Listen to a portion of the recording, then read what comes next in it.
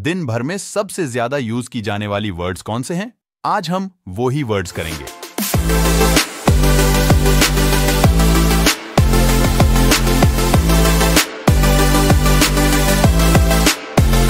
एग्जैस्परेट इसका मतलब होता है भड़काना या फिर परेशान कर देना।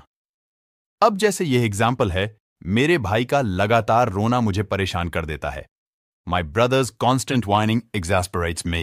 My brother's constant whining exasperates me. Assertion तो इसका मतलब होता है दावा करना।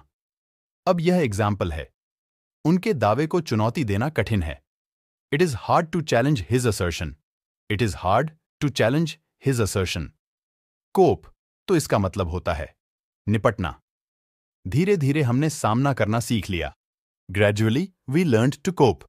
Gradually we learned to cope. Swamp तो इसका मतलब होता है भरा होना, दलदल या फिर पानी से भर जाना। आप अपने आप को दलदल में फंसा सकते हैं। You can mire yourself in a swamp. You can mire yourself in a swamp. Huddle तो इसका मतलब होता है एकत्र होना, भीड़ भाड़। बस स्टॉप पर लोगों का एक छोटा समूह झुंड बनाकर खड़ा था। A small group of people stood in a huddle at the bus stop. A small group of people stood in a huddle at the bus stop. Derange तो इसका मतलब होता है गड़बड़ करना, पागलपन या पागल होने का भाव। हमें लगता है कि वे मतलबी और थोड़े से पागल हैं। We think they are mean and very slightly deranged. We think they are mean and very slightly deranged. Choke तो इसका मतलब होता है सांस रुकना, गला घोंटना, दम घुटना।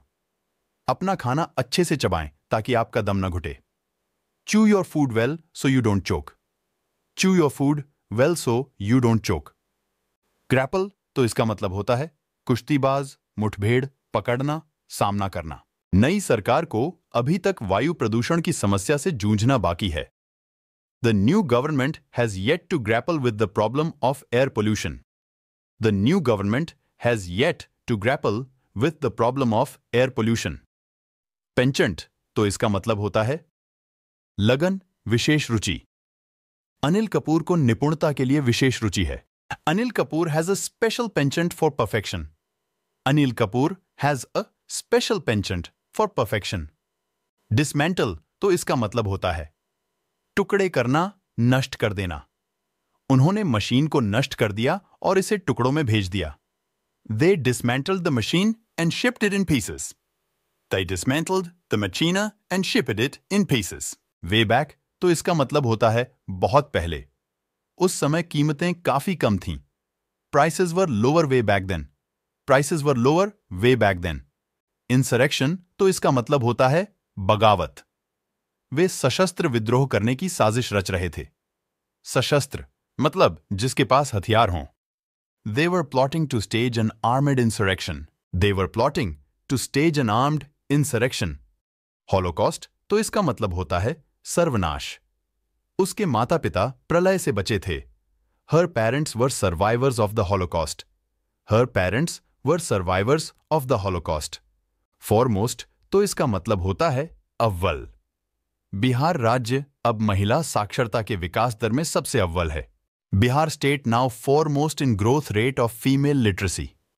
Bihar state now foremost in growth rate of female literacy. Asylum तो इसके कई सारे मतलब होते हैं अस्पताल, पागलखाना, शरण स्थान।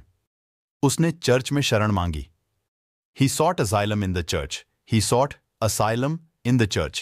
Relentless तो इसका मतलब होता है निर्दयी या फिर इसका मतलब यह भी होता है गंभीर या चरम तरीके से जारी रहना।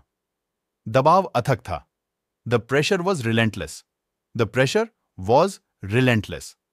Unabated तो इसका मतलब होता है अटूट, बिना कमी के। उत्तर भारत में बिना कमी के शीत लहर चल रही है। Cold wave is going on without any let up in North India. Cold wave is going on without any let up in North India. Intrusion तो इसका मतलब होता है दखल। उसे अपनी निजता में दखल पसंद नहीं था। He did not like intrusion in his privacy. He did not like intrusion in his privacy. Humorous तो इसका मतलब होता है मजाकिया। उसकी नई पुस्तक में किशोरावस्था की एक हास्यपूर्ण झलक मिलती है। Her latest book is a humorous look at teenage life. Her latest book is a humorous look at teenage life. Taciturn तो इसका मतलब होता है कम बोलने वाला। एक शांत व्यक्ति बहुत कुछ नहीं कहता और अमित्र प्रतीत हो सकता है। A taciturn person does not say very much and can seem unfriendly. Gregarious तो इसका मतलब होता है मिलनसार, झुंड में रहने वाला। खुले और मिलनसार उनके पास दोस्ती का सच्चा उपहार था। Open and gregarious, he had a true gift for friendship. Open and gregarious, he had a true gift for friendship. Talkative तो इसका मतलब होता है बातूनी। वह लड़का बहुत बातूनी है और वह क्लास में गड़बड़ी करता है। That boy is very talkative and he makes a mess in class. That boy is very talkative and he makes a mess in class. Easy going तो इसका मतलब होता है शांत, लापरवाह। वह सहज और अच्छे स्वभाव के थे। He was easy going and good natured. He was easy going and good natured. Convivial तो इसका मतलब होता है खुशमिजाज या फिर इसका मतलब यह भी हो सकता है खुशी का। उन्होंने अपनी पूरी शाम सौहार्दपूर्ण माहौल में बिताई, मतलब खुशी के माहौल में बिताई। She has spent her whole evening in convivial atmosphere. She has spent her whole evening in convivial atmosphere. Devious इस शब्द के कई मतलब होते हैं, दूर, अकेला, चालाक। उसने चालाकी से पैसे कमाए। He earned money devious. He earned money devious. Observant तो इसका मतलब होता है तेजंजर। अच्छे पत्रकार अपने आसपास की हर चीज पर गहरी नजर रखते हैं। Good reporters are keenly observant of everything around them. Good reporters are keenly observant of everything around them. Condone इसका मतलब है क्षमा करना, अनदेखी करना। मैं हिंसा के उपयोग को माफ नहीं कर सकता। I cannot condone the use of violence. I cannot condone the use of violence. Defiance तो इसका मतलब होता है ललकारना, धमकी देना या फिर छेड़छाड़ कर देना। बोनस के देर से भुगतान की अवज्ञा में कर्मचारी हड़ताल पर हैं।